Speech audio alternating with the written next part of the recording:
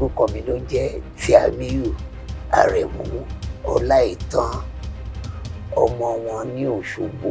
Ìgbà tá a sì máa ń lùlù kiri tá a ń káàkiri alutata lọ alápàlà àṣegbà pẹ̀lú bàbá mi Ebenezer Obey yẹn àti ọ̀gá wọn Fatai Rolling Dollar ní boundary tẹ̀ ẹ́ gbà yẹn. Èmi ni máa ń lead orin pẹ̀lú gbogbo àwọn ẹ̀gbọ́n mi. Máa ń sọ fún yàn mo ní tán bá fẹ́ mọ iye Sunny Ade wọ́n lọ sí Amẹ́ríkà kò lè dárìn títì. Ẹ ti máa kọ́ pé ní ọ̀gá mi tí mo ní ọ̀gá mi ọ̀rẹ́ mi ni ọ̀gá mi ni.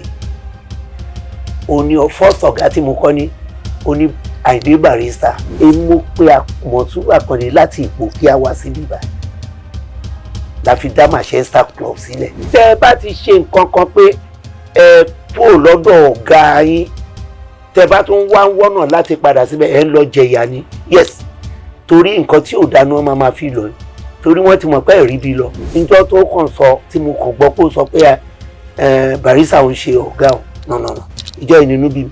Nǹkan tí mo mọ̀ ń pẹ́ ni pé ó kàn lè ṣàdédé lọ kí Wasiu ó kàn lè ṣàdédé wọ ọ̀dọ̀ ẹ̀ tó bá fún ẹ ní appointment ni you are welcome.